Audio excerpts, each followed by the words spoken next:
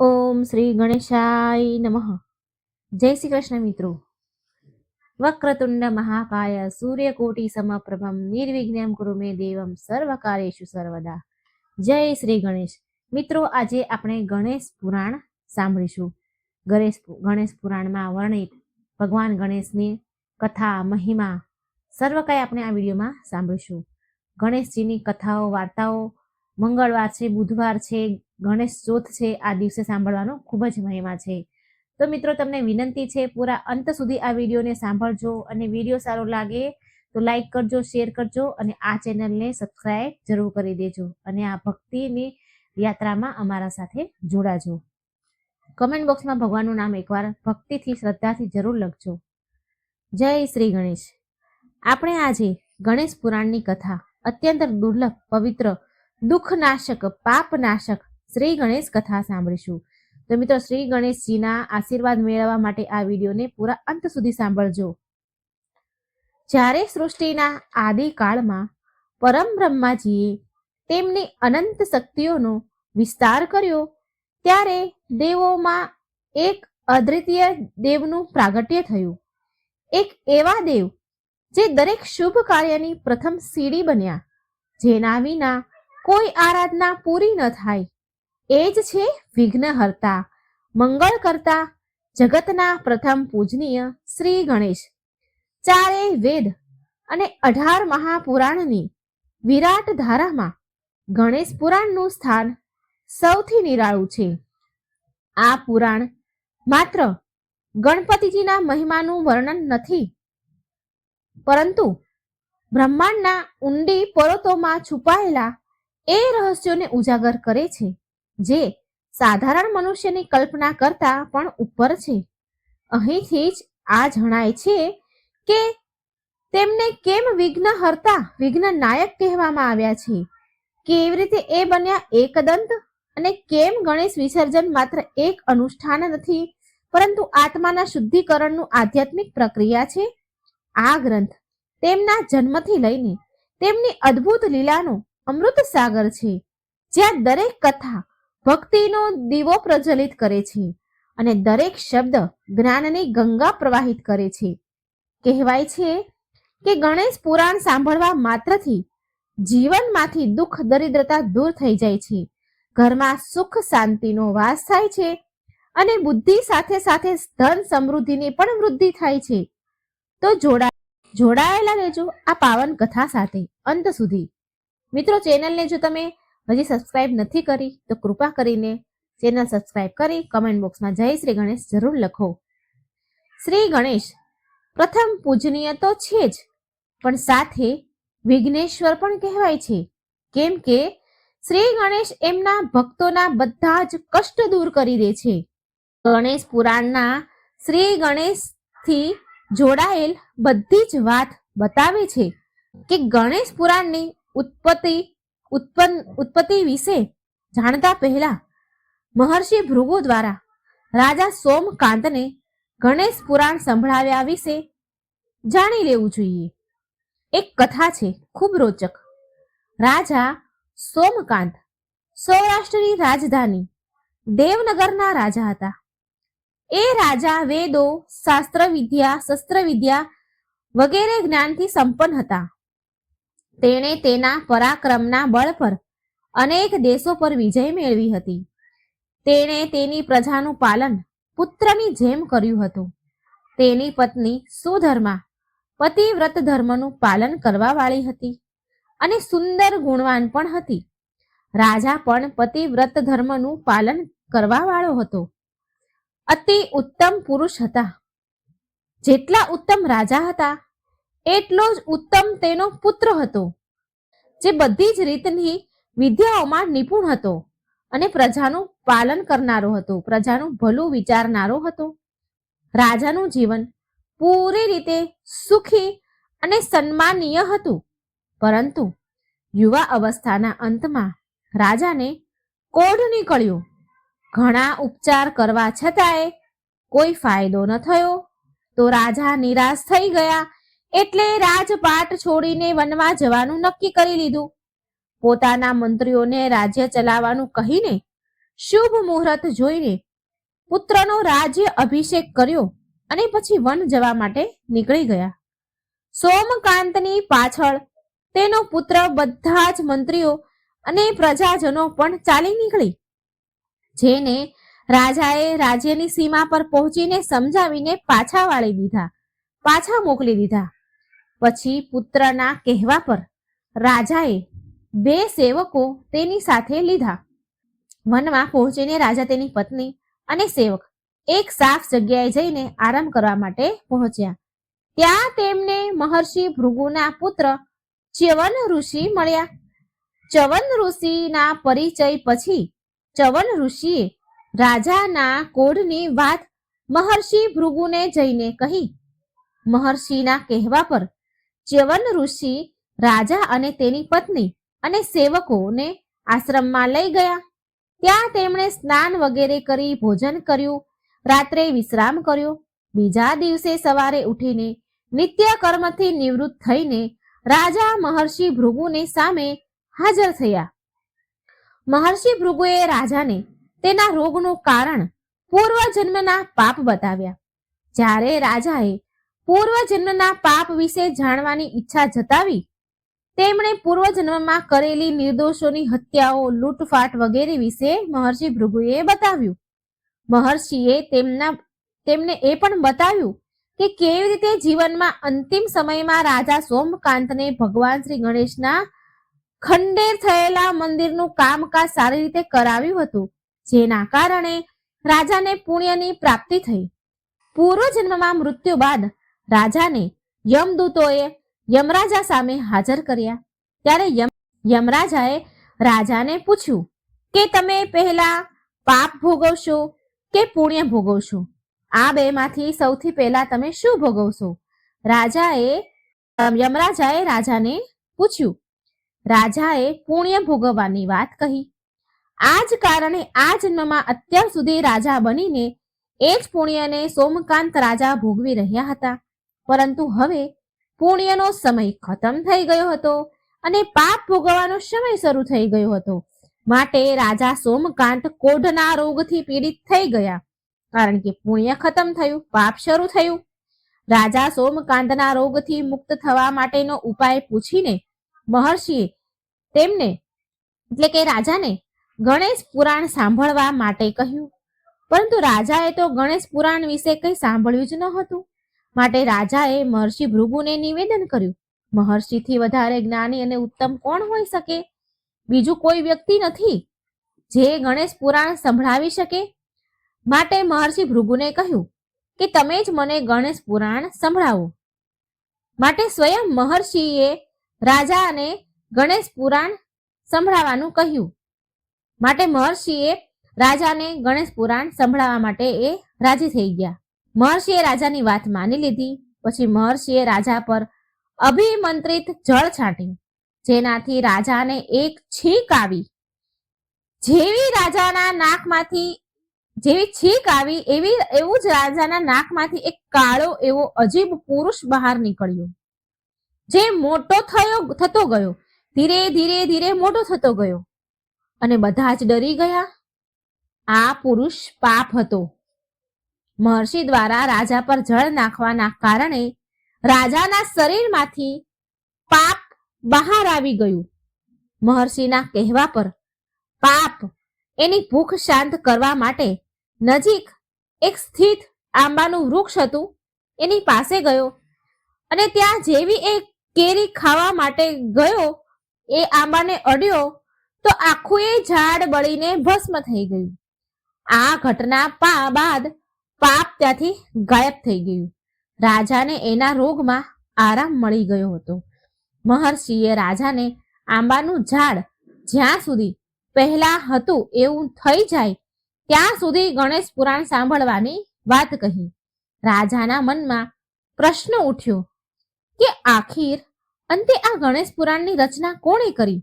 અને તેમણે મહર્ષિને આ સવાલ પૂછ્યો. તો મહર્ષિ ભૃગુએ ત્યારે રાજાને બતાવવાનું શરૂ કર્યું.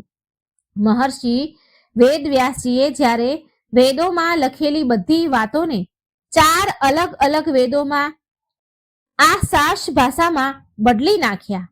ત્યારે બધા વિદ્વાનોમાં તેમની બહુ પ્રશંસા થઈ. આ વાતથી વેદવ્યાસજીને સ્વયં પર ખૂબ ગર્વ થઈ ગયો.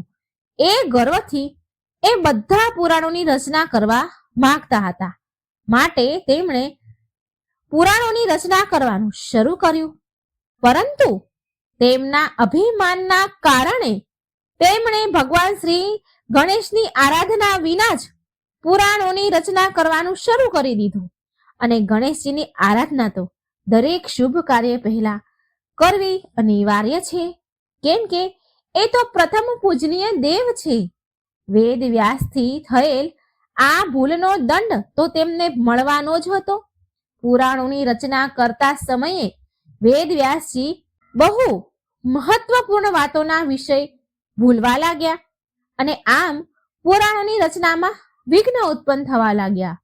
વેદ વ્યાસજી આમ થતા ઘણા નિરાશ થવા લાગ્યા અને તેમણે આમ થવાના હેતુથી ભગવાન બ્રહ્માજીને મળવાનું નક્કી કર્યું.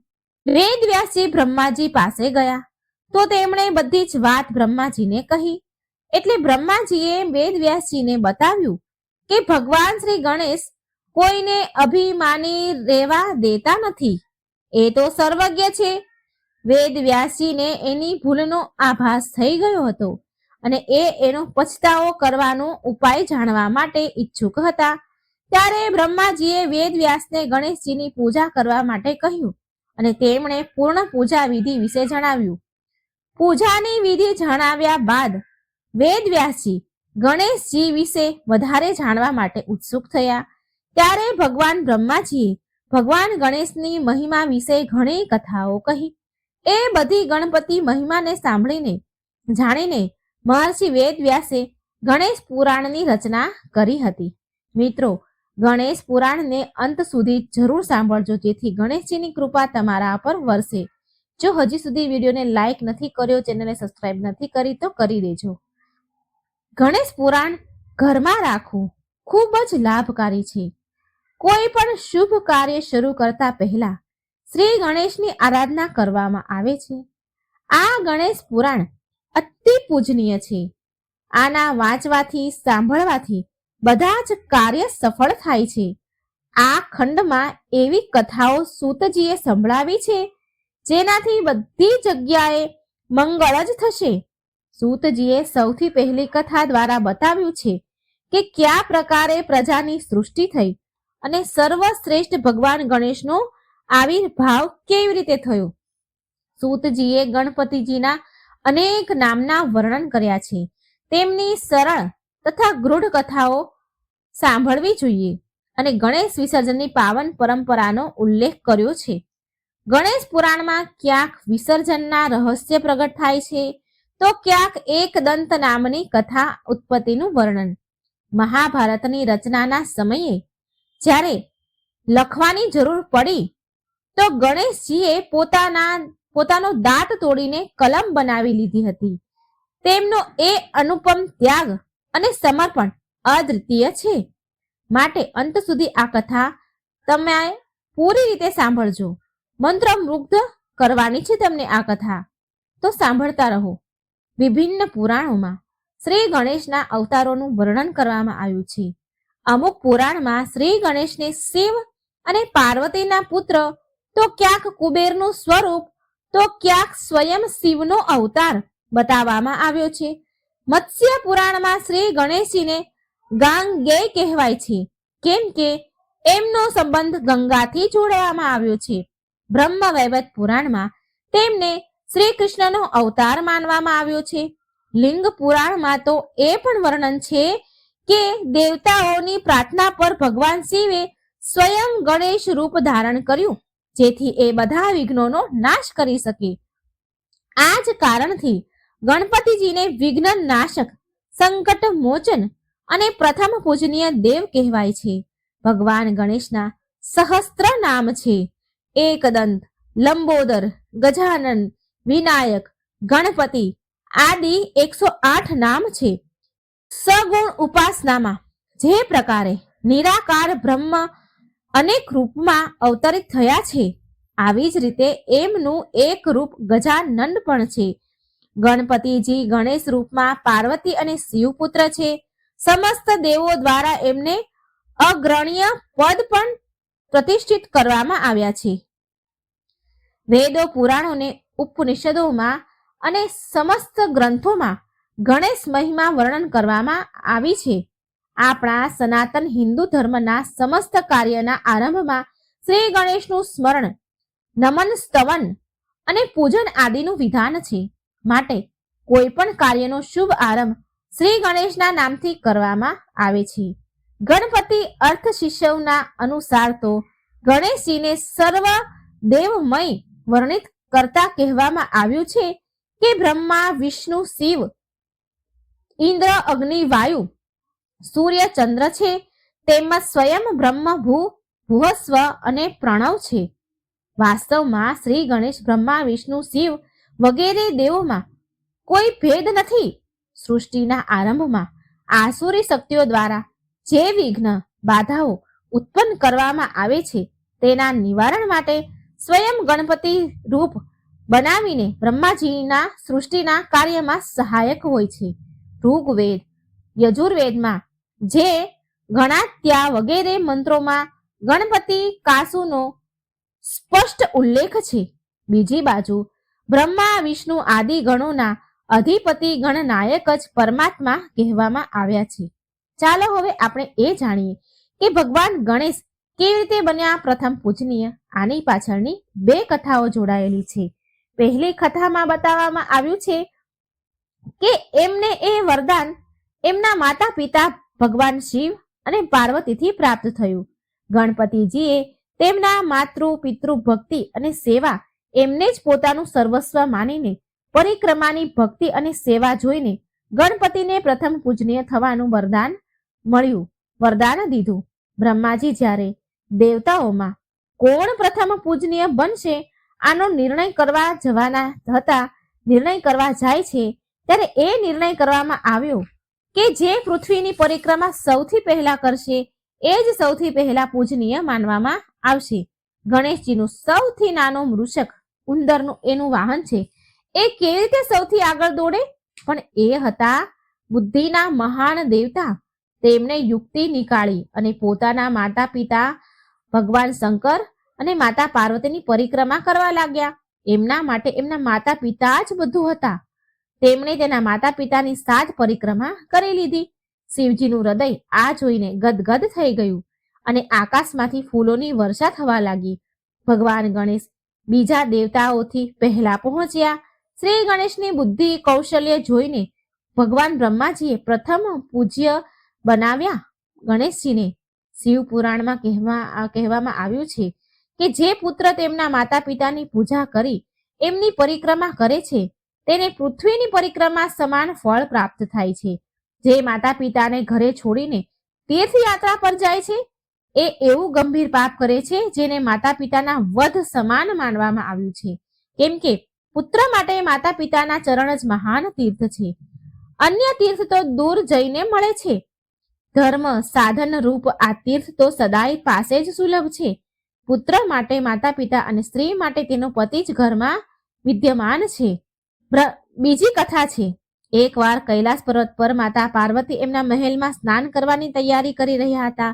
ચારેય બાજુ દેવદારના ઝાડોથી લહેરાતી ઠંડી હવા, હિમાલયની પવિત્ર શાંતિ અને મહેલની અંદર દિવ્ય સુગંધનું વાતાવરણ હતું. માતાએ વિચાર્યું કે સ્નાન કરતા સમયે કોઈ અંદર ન આવી શકે. શિવજી ક્યારે પણ આવી જાય છે. આજે હું ઈચ્છું છું કે મારા સ્નાનની ગોપનીયતા બની રહે. આમ વિચારીને તેમને શરીર પર લગાવવામાં આવતું ઉપટન લગાવ્યું, ઘસ્યું. એ ઉપટન હળદર, ચંદન અને કેટલીય સુગંધિત ઔષધિઓથી બન્યું હતું. જ્યારે માતા પાર્વતીએ એમના શરીર પરથી આ ઉપટન લેપ ઉતાર્યો તો માતા પાર્વતીએ એમની હથેળીઓ મસળી અને ભેગું કર્યું અને તેમાં એમના શ્વાસ અને શક્તિ ફૂંકી દીધી અને એ ઉપટનમાંથી તેજસ્વી બાળક પ્રગટ થયું. તેની મોટી મોટી આંખો, સ્નેહભર્યો ચહેરો, બંને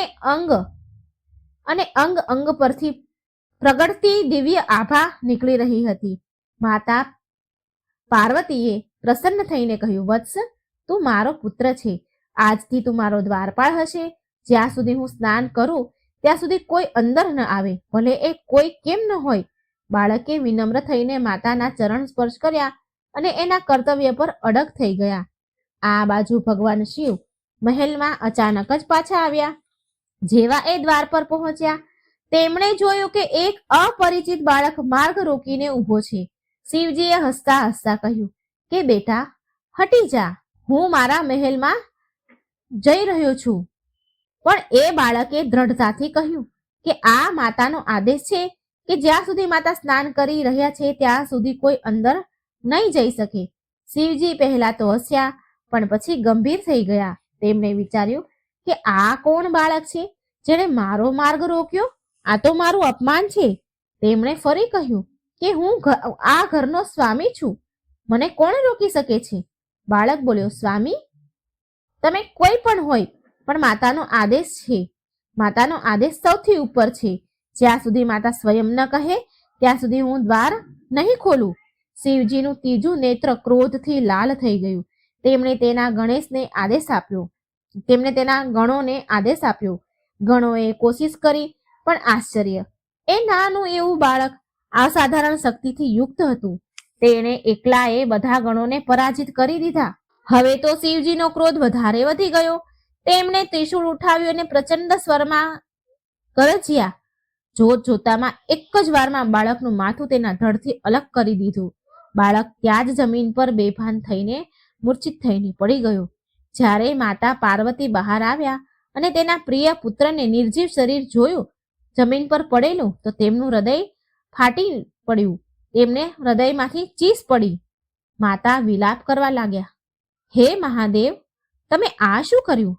આ મારો પુત્ર હતો, મારા પ્રાણોથી પણ વધારે હતો. તમે એનું જીવન છીનવી લીધું. માતાનું હૃદય એટલું પ્રચંડ ફાટ્યું, માતાનું રુદન એટલું પ્રચંડ હતું કે ત્રણેય લોક કંપી ઉઠ્યું. તેમનો ક્રોધ અને શોક મળીને એવું રૂપ લેવા લાગ્યો કે દેવતાઓને પણ ડર લાગવા લાગ્યો. મા પાર્વતીએ પ્રતિજ્ઞા કરી, જો મારા પુત્રને જીવન નહીં મળે તો મારી પૂરી શક્તિથી પૂરા બ્રહ્માંડનો વિનાશ કરી દઈશ. દેવતા, ઋષિઓ અને સ્વયં બ્રહ્મા વિષ્ણુ પણ ચિંતામાં પડી ગયા. બધાએ ભગવાન શિવને વિનંતી કરી કે તે પાર્વતીના ક્રોધને શાંત કરે અને એ બાળકને ફરી જીવતો કરે. એટલે ભગવાન શિવે એમના ગણોને કીધું કે ઉત્તર દિશામાં જે પણ પ્રથમ જીવ મળી જાય તેનું માથું લાવો. ગણ દોડ્યા અને સંયોગથી એમને એક હાથીનું બાળક મળ્યું. એ તેનું માથું લાવ્યા. શિવજીએ એ હાથીના માથાને બાળકના ધડ પર માથું લગાવી દીધું અને એમની દિવ્ય વરદાનથી તેમાં પ્રાણ ફૂંકી દીધા. ક્ષણભરમાં બાળક જીવતું થયું. હવે તેનું રૂપ અલગ હતું. તેનું માથું હાથીનું હતું અને શરીર માનવનું. માતા પાર્વતી દોડ્યા અને તેના પુત્રને ગળે લગાવી લીધો. તેમની આંખોમાં ખુશીના આંસુ આવી ગયા. ભગવાન શિવે પ્રસન્ન થઈને ઘોષણા કરી કે આજથી આ બાળક સમસ્ત દેવતાઓમાં અગ્રણીય હશે. આ બાળકને બધા ગણોના ઈશ્વર કહેવાશે અને તેનું નામ હશે ગણેશ. જે પણ કોઈ કાર્ય આરંભ કરતા પહેલા ગણેશની પૂજા કરશે તેનું કાર્ય વિઘ્ન વિના પૂરું થશે. દેવતાઓએ ફૂલોનો વરસાદ વરસાવ્યો. ચારે બાજુ મંગળ ધ્વનિ ગુંજી ઉઠી અને સંપૂર્ણ બ્રહ્માંડમાં દેવતાઓએ વિઘ્ન હરતા ગણેશનું સ્વાગત કર્યું. આવો હવે સાંભળીએ એ દિવ્ય કથા જેને સાંભળી તમારું હૃદય આનંદ અને ભક્તિથી ભરાઈ જશે. કહેવાય છે કે જ્યારે વેદ વ્યાસજીએ મહાભારત જેવા મહાન ગ્રંથની રચના કરી તો એમને એક એવા લેખકની જરૂર પડી કે જે બુદ્ધિમાન પણ હોય અને શક્તિથી પરિપૂર્ણ પણ હોય. તેમણે ભગવાન શ્રી ગણેશને આમંત્રિત કર્યા અને નિવેદન કર્યું કે હે વિઘ્નહર્તા, તમે જ આ મહાન ગ્રંથને લિપિબદ્ધ કરો, એટલે કે લખો. ગણપતિજીએ સહર્ષ સ્વીકાર કર્યું, પણ તેમણે એક શરત મૂકી, વેદવ્યાસજી, તમે વચન બોલવામાં રોકાશો નહીં. જો તમે રોકાશો તો હું લખવાનું બંધ કરી દઈશ. વેદવ્યાસજીએ પણ ઉત્તર આપ્યો, ગણેશજી, તમે પણ મારા શબ્દનો અર્થ સમજીને લખજો. આ પ્રકારે દિવ્ય કાર્ય આરંભ થયું. જ્યારે લખતા લખતા કલમ તૂટી ગઈ તો ગણેશજીએ કોઈ વિલંબ કર્યા વિના, વાટ જોયા વિના તેમનો એક દાંત તોડીને કલમ બનાવી લીધી અને મહાભારતને લખવાનું શરૂ કર્યું. આ જ કારણથી એમને એક દંત કહેવામાં આવ્યા. હવે ગણેશ વિસર્જનનો પ્રસંગ સાંભળીએ. કહેવાય છે કે જ્યારે ગણેશજી એક જ ધારા લગાતાર મહાભારત લખતા રહ્યા તો તેમના શરીરમાંથી તાપ, ઉષ્મા, ગરમી ઉત્પન્ન થવા લાગી. તેમનું સમર્પણ એટલું પ્રગટ હતું કે એ લખતા લખતા થાક, તરસ અને ગરમીની અગ્નિમાં તપી ઉઠ્યા. આ જોઈ મહર્ષિ વેદવ્યાસીએ વિચાર્યું કે મારા શબ્દ સહજ છે, પણ ગણેશજી આને દિવ્ય સંકલ્પથી લખી રહ્યા છે. તેમનું શરીર તાપમાં બળી રહ્યું છે. ત્યારે વેદવ્યાસીએ તેમને શીતળતા પ્રદાન કરવા માટે સ્નાન કરાવ્યું. ગણપતિજીનું આ સ્નાન માત્ર શારીરિક શાંતિ જ નહીં પણ આધ્યાત્મિક મહત્વ પણ છે. આ ઘટનાને લઈ આ પરંપરા પ્રચલિત થઈ. જેમ વેદવ્યાસીએ ગણપતિજીને સ્નાન કરાવ્યું એમ જ આજે પણ ગણેશજીના ઉત્સવના અંતમાં ગણપતિ બાપાની મૂર્તિને જળમાં વિસર્જન કરવામાં આવે છે તથા એમના આશીર્વાદ મળે છે. શ્રી ગણેશજીની બીજી કથા કહે છે કે એકવાર કુબેરદેવને તેમના અપાર ધન વૈભવ ઉપર અત્યંત ગર્વ થઈ ગયો હતો. તેમણે વિચાર્યું કે ત્રણેય લોકમાં મારાથી વધારે ધનવાન કોઈ નથી. કેમ ન હું એક ભવ્ય મહાભોજનું આયોજન કરીને બધાને પોતાના વૈભવનો પરિચય આપું, મારા વૈભવનો પરિચય આપું. આ નિર્ણય કરીને એક વિશાળ ભોજનનું આયોજન કર્યું. સોના અને રત્ન જડિત થાળીઓમાં વ્યંજન પકવાન સજાવવામાં આવ્યા. સુગંધથી આખું નગર મહેકી ઉઠ્યું. કુબેરદેવે બધા દેવોને આમંત્રણ આપ્યું. એ સ્વયં કૈલાસ પર્વત પર પહોંચ્યા અને ભગવાન શિવ અને માતા પાર્વતીને પરિવાર સહિત જમવાનું નિમંત્રણ આપ્યું. ભોળાનાથ તો બધું જાણનારા હતા. એ હસીને બોલ્યા કે હે કુબેરદેવ, અમે ભોજન જમવા નહીં આવી શકીએ, પરંતુ અમારો પુત્ર ગણેશ જરૂર આવશે. કુબેર આ સાંભળીને બહુ પ્રસન્ન થઈ ગયા. એ વિચારવા લાગ્યા કે આ તો નાનો એવો બાળક છે, આ શું ખાવાનો? બધા મારા વૈભવની પ્રશંસા કરશે. મહાભોજનો દિવસ આવ્યો. દેવ, દાનવ, ગંધર્વ, અપ્સરાઓ બધા પેટ ભરીને ભોજન કર્યું અને કુબેર દેવના ગુણ ગાવા લાગ્યા. અંતમાં શ્રી ગણેશજી પધાર્યા. પછી લંબોદર શ્રી ગણેશજીને બેસાડીને કુબેરદેવે સ્વયં ભોજન પીરસવા લાગ્યા. શ્રી ગણેશજીએ પહેલા કોળિયા લીધો, પછી બીજો, ત્રીજો અને જોત જોતામાં તો બધી આખી થાળી જે હતી ભોજન પીરસેલી બધી ખાઈ ગયા. કુબેરદેવે નવા નવા પકવાન મંગાવ્યા, પરંતુ ગણેશજી ખાતા જ ગયા, ખાતા જ જાય છે, ખાતા જ જાય છે. જે ભંડાર દેવતાઓની સેનાઓનું પણ પોષણ કરી શકતા હતા, જે ભંડાર દેવતાની સેનાનું પણ પોષણ કરી શકે એમ હતી, એ હવે ક્ષણભરમાં ખાલી થઈ ગઈ. ગણેશજીનું પેટ તો છતાંય ન ભરાયું, તો ભોજનશાળામાંથી ઊભા થઈને મહેલ તરફ આગળ વધ્યા અને ત્યાં મૂકેલા અનાજ, ફળ, મીઠાઈ, અહીં સુધી કે વાસણ પણ ખાવા લાગ્યા શ્રી ગણેશ. કુબેરજી તો ભયભીત થઈ ગયા. કુબેરદેવ તો ડરવા લાગ્યા. તેમનો ઘમંડ ચૂર ચૂર થઈ ગયો. હવે તેને સમજાઈ ગયું કે અપાર ધન પણ શ્રી ગણેશજીની ભૂખ સામે તુચ્છ છે. કુબેરદેવ ધ્રુજતા ધ્રુજતા ગણપતિજીના ચરણોમાં પડી ગયા અને બોલ્યા, હે વિઘ્નહર્તા, મેં પોતાના ધન પર ઘમંડ કર્યો છે, માટે ક્ષમા કરો પ્રભુ. શ્રી ગણેશે પ્રસન્ન થયા અને એમની લીલા સમાપ્ત કરી અને કહ્યું, કુબેરદેવ, ધન માત્ર પ્રદર્શન માટે નહીં પણ લોક કલ્યાણ માટે છે. ઘમંડથી સંપત્તિ નષ્ટ થાય છે અને વિનમ્રતાથી એ કલ્યાણકારી રહે છે. કુબેરદેવે માથું ઝુકાવીને આ શિક્ષા સ્વીકાર કરી અને ફરી વિનમ્રતાનો માર્ગ અપનાવ્યો. ત્રીજી કથા કહે છે કે ગણેશ પુરાણમાં વર્ણન છે કે એક સમયે ભગવાન ગણેશના વિવાહનો વિષય ચર્ચાનું કારણ બની ગયું. ગણેશજી અત્યંત વિદ્વાન, બુદ્ધિ અને સિદ્ધિના દેવતા તો હતા જ, પરંતુ તેમનું ગજમુખ રૂપ વિવાહના માર્ગમાં એક મોટી બાધા બની ગયું. બહુ બધી દેવ કન્યાઓ ગણેશજીના આ અદ્ભુત રૂપ જોઈને સન્માન તો કરતી હતી, પરંતુ વિવાહનો પ્રસ્તાવ સ્વીકાર કરવાથી અચકાતી હતી. ગણપતિજી આ વાતથી મનમાં ને મનમાં બહુ દુઃખી થવા લાગ્યા. જ્યારે તેમને કોઈ વિવાહ પ્રસંગમાં આમંત્રણ કરવામાં આવતું તો તેમના મનનો આ ઘા વધારે ઊંડો થઈ જતો. એ વિચારતા કે હું બધાના મંગળ કામના કરું છું, બધા માટે શુભતા લાવું છું, પણ સ્વયંના જીવનમાં જીવન સંગીનીનો અભાવ કેમ? આ પીડા એમનું વાહન મૃષક એટલે કે ઉંદરથી જોવાતું નહોતું. ભગવાન ગણેશની આ પીડા એ ઉંદરથી મૃષકથી જોવાતી ન હતી. એ વિચારવા લાગ્યું કે જો મારા સ્વામી પ્રસન્ન નથી તો હું કોઈના વિવાહ સુખપૂર્વક સંપન્ન નહીં થવા દઉં. આ પ્રકારે જ્યારે જ્યારે લગ્ન થતા તો મૃષક ત્યાં પહોંચીને અનર્થ કરવા લાગતું. એ મંડપના લાકડા કોતરી નાખે, ત્યાંની સજાવટ નષ્ટ કરી દે, ભોજનની સામગ્રી પણ કોતરીને વ્યર્થ કરી દે.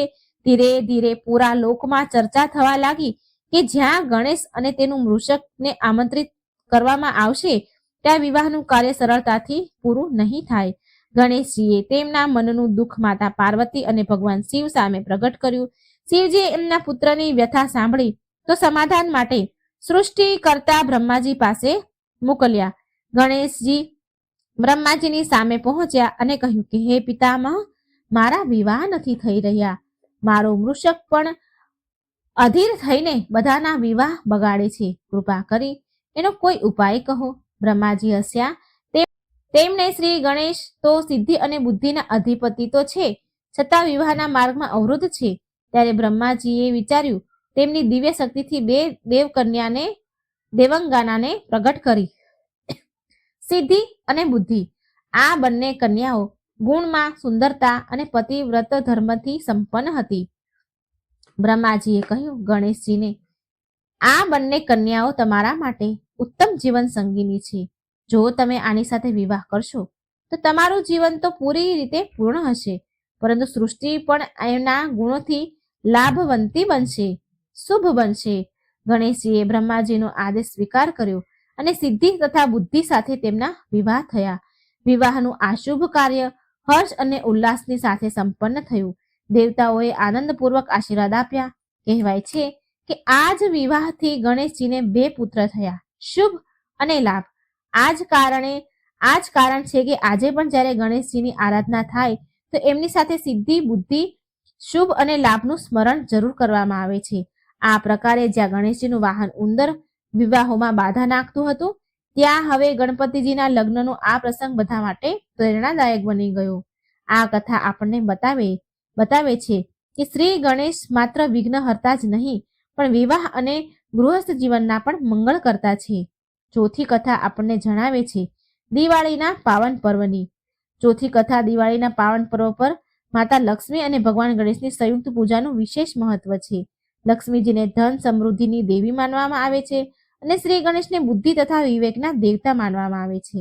માન્યતા છે કે માત્ર ધન પ્રાપ્તિ કરી લેવાથી જીવન સુખમય નથી બનતું. તેમનો સાચો ઉપયોગ કરવા માટે સારી બુદ્ધિ હોવી અત્યંત જરૂરી છે. આ જ કારણે દિવાળીની રાત્રે લક્ષ્મીજી અને ગણપતિજીની એક સાથે આરાધનાની પરંપરા પ્રચલિત છે. આના પાછળની કથા આ પ્રમાણે છે. પ્રાચીન સમયમાં એક વૈરાગી સાધુ ધન અને સન્માનની તીવ્ર આકાંક્ષા રાખતા હતા. તેમણે દિવસ રાત માતા લક્ષ્મીની કઠોર સાધના આરંભ કરી દીધી. સાધનાથી પ્રસન્ન થઈને લક્ષ્મીજીએ તેને અપાર ધન, પદ અને સન્માન પ્રદાન કર્યું. ધીરે ધીરે એ સાધુ એટલા પ્રભાવશાળી બની ગયા કે તેનો આદર કરવા લાગ્યા. તે પોતાના ઉપર ખૂબ જ ગર્વ કરવા લાગ્યા.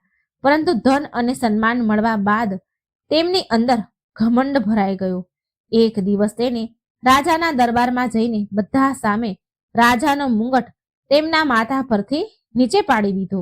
દરબારમાં તો હાહાકાર મચી ગયો, કારણ કે રાજાના માથા ઉપરથી મુંગટ પાડવો એટલે શું કહેવાય. દરબારમાં હાહાકાર મચી ગયો, પણ સંયોગથી એ મુંગટમાંથી ઝેરીલો નાગ નીકળીને ભાગ્યો. દરબારીઓએ આને સાધુનો ચમત્કાર સમજ્યા. બધા દરબારીઓને થયું કે આ તો ચમત્કાર છે. રાજાએ તેમને ખુશ થયા એમનાથી અને મંત્રી પદ આપીને રાજમહેલમાં સ્થાન આપ્યું એ સાધુ મહારાજને. હવે તો સાધુને લોકો ઈશ્વર સમાન માનવા લાગ્યા અને સાધુનો તો અહંકાર ચરમસીમા પર પહોંચી ગયો. અહંકારમાં આંધળો થઈને સાધુ એક દિવસ રાજમહેલમાં શ્રી ગણેશની મૂર્તિ હટાવી દીધી અને કહ્યું કે આનાથી મહેલની શોભા બગડે છે, આ મૂર્તિ અહીંથી હટાવી દો. આ સાંભળીને ભગવાન ગણેશ અપ્રસન્ન થયા, ક્રોધે ભરાયા. પછી ભગવાન ગણેશે તેની બુદ્ધિ ભ્રમિત કરી દીધી. હવે સાધુ જે પણ કાર્ય કરે એ બધું જ ઊંધું પડવા લાગ્યું. હવે સાધુ જે પણ કાર્ય કરતા એ ઊંધું પડે છે. એમની મૂર્ખતા અને ખોટા નિર્ણયોથી રાજ્યમાં અવ્યવસ્થા ફેલાઈ ગઈ. અંતે રાજાને બધી ખબર પડી એટલે અંતે રાજાએ એ સાધુને કેદ કરી દીધા. જેલમાં બંધ સાધુએ ફરી લક્ષ્મીજીની આરાધના શરૂ કરી દીધી. માતા લક્ષ્મી તેની સામે પ્રગટ થયા અને બોલ્યા, તને તો ધન મળી ગયું, પણ બુદ્ધિના દેવતા શ્રી ગણેશનું અપમાન કરીને તે સ્વયં પોતાનું પતન નોતર્યું છે. ધન સાથે બુદ્ધિનું હોવું એટલું જ જરૂરી છે. હવે જો ખરેખર તારે ઉન્નતિ કરવી છે તો ગણેશજીની આરાધના કરો. આમ સાધુને લક્ષ્મીજીએ કહ્યું. સાધુને પછતાવો થયો અને પૂરા મનથી ગણેશજીની પૂજા શરૂ કરી દીધી અને ગણપતિજી પ્રસન્ન થયા અને સાધુને માફ કરી દીધા. તેમની બુદ્ધિ પાછી આપી દીધી. એ જ રાત્રે રાજાને સ્વપ્નમાં શ્રી ગણેશજીએ દર્શન આપીને કહ્યું કે સાધુને હે રાજા, આ સાધુને મુક્ત કરી દે છે. બીજા દિવસે સાધુને સન્માનિત કર્યા, પણ હવે તે સાધુ વિનમ્ર અને બુદ્ધિમાન બની ગયા હતા. ભગવાન શ્રી ગણેશની જમણી કે ડાબી બાજુની સૂંઢનું શું રહસ્ય છે એ હવે આપણે જાણીએ. ગણપતિજીની મૂર્તિનું પ્રત્યેક સ્વરૂપ અને પ્રત્યેક અંગનું ઊંડી રીતે આધ્યાત્મિક રહસ્ય બતાવેલું છે, એમની અંદર સમાવેલ છે. શાસ્ત્રોમાં માત્ર આ એક ભક્તિનો વિષય નથી, પરંતુ જ્ઞાન અને જીવન દર્શનનો પાઠ પણ છે. મૂર્તિના સૂંઢની દિશા હોય કે તેમના અંગોનું સ્વરૂપ, હર એકમાં ઊંડી શિક્ષા છુપાયેલી છે. સૌથી પહેલા સૂંઢની દિશાનું મહત્વ સમજવામાં આવે છે. જો ગણપતિજીની સૂંઢ જમણી બાજુ વળેલી હોય તો આવી મૂર્તિને દક્ષિણાભિમુખી કે જમણી સૂંઢ વાળા ગણપતિ કહે છે. દક્ષિણ દિશા યમલોકથી અને જમણી નાડી સૂર્ય નાડી કે પિંગળાથી જોડાયેલી માનવામાં આવે છે. આ ઉર્જા તેજસ્વીતા અને સક્રિયતાનું પ્રતીક છે. માટે જમણી સૂંઢવાળા ગણપતિને જાગૃત સ્વરૂપ કહેવામાં આવે છે. પૂજા સામાન્ય નથી હોતી આ રૂપની, પરંતુ વિશેષ કર્મકાંડ અને શાસ્ત્રીય નિયમોના પાલનથી કરવામાં આવે છે. આ સ્વરૂપની સ્થાપના અને પૂજા કરતા સમયે શુદ્ધતા વિધિ વિધાનનું પાલન અનિવાર્ય હોય છે. બીજું કહીએ તો બીજી બાજુ જો ગણપતિની સૂંઢ ડાબી બાજુ વળેલી હોય તો તેને વામુખી ગણપતિ કહે છે. ડાબી દિશા ચંદ્રનાળી, શાંતિ, સંતુલન અને આધ્યાત્મિકનું પ્રતીક છે. માટે વામમુખી ગણપતિને સૌમ્ય, કરુણામય અને ગૃહસ્થ જીવન માટે વિશેષ રૂપથી શુભ માનવામાં આવ્યા છે. આ રૂપની પૂજા સરળ રીતથી કરવામાં આવે છે. આ રૂપની પૂજા ગણેશજી જલ્દી પ્રસન્ન થઈ જાય છે અને ભક્તની નાની નાની ભક્તિ સ્વીકાર કરી લે છે. આ જ કારણ છે કે મોટા ભાગના ઘરોમાં વામુખી ગણપતિની સ્થાપના કરવામાં આવે છે. અને હવે જો ગણપતિજીના અંગોમાં દ્રષ્ટિ નાખીએ તો તેમાં ઊંડો સંદેશ સમાયેલો છે. ગણપતિજીનું મોટું માથું એ શીખવાડે છે કે આપણે આપણા વિચાર અને દ્રષ્ટિને મોટા રાખવા જોઈએ. મોટા મસ્તિષ્કનો અર્થ છે ઊંડું જ્ઞાન અને નેતૃત્વની ક્ષમતા. નાની આંખો એ શિક્ષા આપે છે કે દરેક કાર્યમાં ઊંડાણથી જોવું જોઈએ, સૂક્ષ્મતાથી ઝીણવટપૂર્વક નિરીક્ષણ કરવું જોઈએ અને સમજી વિચારીને નિર્ણય લેવા જોઈએ. સુપડા જેવા મોટા કાન એ વાતનો સંકેત આપે છે કે વ્યક્તિને બધાની જ વાત સાંભળવી જોઈએ, પરંતુ એ જ વાત સ્વીકારવી જોઈએ જે હિતકારી હોય. જેવી રીતે સુપડું સારું અનાજ અલગ કરી દે છે અને કચરો કાકરા બહાર ફેંકી દે છે, તેમજ આપણે સારી ખોટી વાતને ઓળખતા શીખવું જોઈએ. ગણપતિની સૂંઢ નિરંતર ગતિ અને સક્રિયતાનું પ્રતીક છે. આ આપણને શીખવાડે છે કે જીવનમાં હંમેશા સક્રિય રહેવું જોઈએ, કેમ કે નિષ્ક્રિયતા દુઃખ અને અભાવ લાવે છે. સૂંઢની દિશાનું મહત્વ પણ ખાસ છે. જમણી બાજુની સૂંઢ સુખ, સમૃદ્ધિ અને શક્તિનું પ્રતીક છે. જો કે ડાબી બાજુ વળેલી સૂંઢ શાંતિ અને આધ્યાત્મિકનું પ્રતીક માનવામાં આવે છે.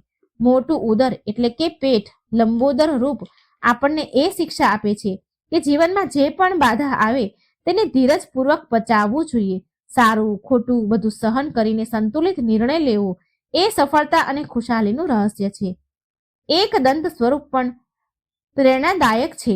જ્યારે પરશુરામ સાથે યુદ્ધમાં દાંત તૂટી ગયો તો તેમણે એ દંતને લેખન બનાવી લીધું અને મહાભારત જેવા વિશાળ ગ્રંથ લખ્યો.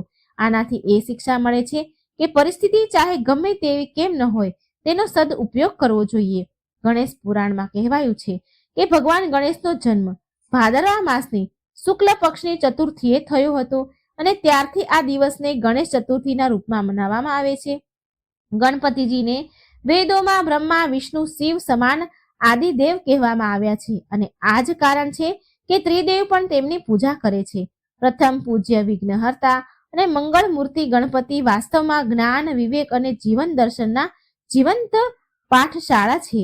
ગણેશ સ્ત્રોત અને ગણપતિજીની પૂજા માત્ર ધાર્મિક અનુષ્ઠાન જ નથી, પણ જીવનને સુખ અને શાંતિ, સમૃદ્ધિથી ભરવાનું સશક્ત માધ્યમ છે. નારદ પુરાણમાં વર્ણિત શ્રી ગણેશ સ્ત્રોતમ અથવા સંકટનાશક ગણપતિ સ્ત્રોતમ ભગવાન ગણેશના એ શ્રેષ્ઠ ઉપદેશોમાંથી એક છે, જેનો નિત્ય પાઠ કરવાથી જીવનની કઠણાઈઓ, તકલીફો દૂર થાય છે અને સાધકના જીવનમાં નવો ઉત્સાહ, ઉર્જા અને સૌભાગ્યનો સંચાર થાય છે. વિશેષ રૂપથી પ્રાતઃકાળમાં સ્નાન કરી શુદ્ધ મનથી આ સ્ત્રોતનો જાપ કરવાથી પરિવારમાં સ્વાસ્થ્ય, ધન, બુદ્ધિ, વૃદ્ધિ અને સમૃદ્ધિનો વાસ થાય છે. શાસ્ત્રો અનુસાર અઠવાડિયામાં 7 દિવસમાં બુધવારનો દિવસ ભગવાન ગણેશને સમર્પિત છે. માન્યતા એવી છે કે જ્યારે કૈલાસ પર્વત પર માતા પાર્વતીએ તેમના પાર્થિવ શરીરથી ભગવાન ગણેશની ઉત્પત્તિ કરી હતી, તો એ સમયે બુધ દેવ પણ ત્યાં હાજર હતા. ત્યારથી બુધવારને શ્રી ગણેશનો વિશેષ દિવસ માનવામાં આવે છે. આ દિવસે શ્રી ગણેશની પૂજા કરવાથી વ્યક્તિની બાધાઓ દૂર થાય છે, ઘર પરિવારમાં સુખ શાંતિનો વાસ થાય છે અને ધન ધાન્યમાં વૃદ્ધિ થાય છે. આટલું જ નહીં, પણ બુધ ગ્રહ જ્યોતિષમાં વિવેક વાણીનો કારક માનવામાં આવે છે અને ગણપતિજીની પૂજા કરવાથી જો કોઈ વ્યક્તિની કુંડળીમાં બુધ ગ્રહ અશુભ પ્રભાવ આપી રહ્યો છે તો એ સંતુષ્ટ થઈ જાય છે. ગણપતિજીની પૂજાથી મળનારા લાભ ભગવાન ગણેશ વિઘ્નહર્તા અને મંગલ મૂર્તિ છે. તેમની આરાધનાથી બધી મનોકામના પૂરી થાય છે. વિશેષ કરીને એ લોકો જેનો બુધ ગ્રહ નબળો છે તેના માટે ગણેશજીની પૂજા અત્યંત ફળદાયી છે. નિયમિત રૂપથી ગણપતિજીની ઉપાસના કરવાથી ઘરમાં કલેશ સમાપ્ત થાય છે, પરિવારમાં સુખ સમૃદ્ધિ આવે છે, કાર્યમાં સફળતા પ્રાપ્ત થાય છે અને જીવનમાં સૌભાગ્યનો ઉદય થાય છે. પૂજાની વિધિ અને વિધાન બુધવારના દિવસે ગણપતિજીની પૂજા કરવા માટે શાસ્ત્રમાં અમુક નિયમો બતાવવામાં આવ્યા છે. ભગવાન ગણેશને બુંદીના લાડુનો ભોગ લગાવવો જોઈએ. આ એમનો પ્રિય પ્રસાદ માનવામાં આવે છે. પૂજામાં દુર્વા 3 પાનવાળા હોવા જોઈએ, અનિવાર્ય છે, કેમ કે આ ગણેશજીને અત્યંત પ્રિય છે. ગોળ અને ગાયનું ઘી ચડાવીને પછી એ ગાયને ખવડાવવું એ અત્યંત પુણ્યશાળી બતાવવામાં આવ્યું છે. ગણપતિજીને લાલ સિંદૂર અર્પણ કરવું જોઈએ, કેમ કે લાલ રંગ ઉર્જા, શક્તિ અને મંગળનું પ્રતીક છે. જો ઘરમાં વારંવાર કલેશ, કકળાટ થતો હોય તો ઘરમાં ગણપતિજીની મૂર્તિ સ્થાપિત કરવી જોઈએ અને તેમને સફેદ મોદકનો ભોગ અર્પણ કરવો જોઈએ. આનાથી ઘરમાં શાંતિ વધે છે. ગણેશજીના મંત્ર ગણપતિજીની પૂજાના સમયે તેમના મહામંત્રનો જાપ જરૂર કરવો જોઈએ. આ મંત્ર સાધકના મનને સ્થિર કરે છે અને તેમના જીવનમાંથી વિઘ્ન બાધાઓનો નાશ કરી દે છે. ગણપતિજીનો વિઘ્ન વિનાશક મહામંત્ર છે વક્રતુંડ મહાકાય સૂર્યકોટિ સમપ્રભમ નિર્વિઘ્નમ કુરુ મે દેવમ સર્વકાર્યેષુ સર્વદા. આ મંત્રના જાપથી દરેક શુભ કાર્યમાં આવનારી બાધા આપમેળે દૂર થઈ જાય છે અને સફળતા નિશ્ચિત રૂપથી પ્રાપ્ત થાય છે. ગજાનંદનો એકાક્ષર બીજ મંત્ર છે ઓમ ગંગ ગણપતિએ નમઃ. આ મંત્ર ગણપતિજીની કૃપા પ્રાપ્ત કરવા માટે સૌથી સરળ અને પ્રભાવશાળી મંત્ર છે. આ મંત્રના નિયમિત જાપથી મનુષ્યના જીવનમાંથી નકારાત્મકતા દૂર થાય છે અને આત્મવિશ્વાસ, સાહસ તથા વિવેકની વૃદ્ધિ થાય છે. પ્રાચીન કાળમાં ઋષિ અગસ્ત્ય એક મહાન ઋષિ અને જ્ઞાની હતા. એકવાર એમણે જોયું કે પૃથ્વી પર બધી જગ્યાએ પાણીનો અકાળ પડી ગયો છે અને લોકો તરસથી વ્યાકુળ છે. તો તેમણે આનું કારણ જાણવા માટે તેમની દિવ્ય દ્રષ્ટિનો ઉપયોગ કર્યો. તો તેમને ખબર પડી કે સમુદ્રના દેવતા ક્રોધે ભરાયા છે અને બધું જ પાણી તેની અંદર સમાવી લીધું છે, માટે સૃષ્ટિમાં અકાળ પડ્યો છે અને તેને છોડી નથી રહ્યા. એટલે ઋષિ અગસ્ત્યને આ જાણીને બહુ દુઃખ થયું. તેમણે સમુદ્ર દેવને શાંત કરવાની કોશિશ કરી, પણ એ સફળ ન થયા, અસફળ રહ્યા. ત્યારે તેમણે એમના તપોબળથી સમુદ્રનું બધું જ પાણી પી લેવાનો નિર્ણય કર્યો, જેથી લોકો ફરીથી જળ પ્રાપ્ત કરી શકે. તેમણે સમુદ્રના તટ પર જઈને એમનું રૂપ ધારણ કર્યું, વિશાળ રૂપ કર્યું. એક જ ઘૂંટડામાં આખો સમુદ્રનું પાણી પી ગયા. સમુદ્રનું પાણી પીતા ઋષિ અગસ્ત્યને બહુ કષ્ટ થવા લાગ્યું. તેમનું પેટ ફૂલી ગયું અને શરીરમાં અસહનીય પીડા થવા લાગી. તેમનું તપોબળ પણ ઓછું થવા લાગ્યું. એ સમજી ગયા કે આ કાર્ય એમની ક્ષમતાની બહાર હતું. આ વિકટ સ્થિતિમાં તેમણે શ્રી ગણેશને યાદ કર્યા. તેમણે એની આંખો બંધ કરી અને ઓમ ગંગ ગણપતે નમઃ મંત્રનો જાપ કરવાનું શરૂ કર્યું. જેવા તેણે મંત્રના જાપ કર્યા તેવી જ એક ચમત્કારી ઘટના ઘટી. તેમના પેટની પીડા દૂર થઈ ગઈ અને તેમનું શરીર સામાન્ય થઈ ગયું. પાણીનો બધો જ ભાર તેના પેટમાંથી નીકળીને પાછો પૃથ્વી પર આવી ગયું. ત્યારે ભગવાન ગણેશ ત્યાં પ્રગટ થયા અને ઋષિ અગસ્ત્યને કહે છે કે તમે પોતાના અહંકારમાં આટલું મોટું કામ કરવાની કોશિશ કરી છે, પણ સમય પર તમે મારી શરણ લીધી છે અને આ મંત્રનો જાપ કર્યો છે. આ મંત્ર દરેક સંકટથી મુક્તિ અપાવે છે અને અજ્ઞાનતાને દૂર કરીને વિવેક પ્રદાન કરે છે. આજથી આ મંત્ર બધા ભક્તો માટે સફળતા અને શાંતિનો માર્ગ બનશે. તો મિત્રો, આ હતી ગણેશ પુરાણની શ્રી ગણેશની અત્યંત પવિત્ર કથા, ગણેશજીનો મહિમા. વિડીયો મિત્રો પસંદ આવે તો લાઈક કરીને ચેનલને સબસ્ક્રાઈબ જરૂર કરી દેજો. કમેન્ટ બોક્સમાં ભગવાન ગણેશનું નામ એકવાર જરૂર લખજો. જય શ્રી કૃષ્ણ. રાધે રાધે. Thank you.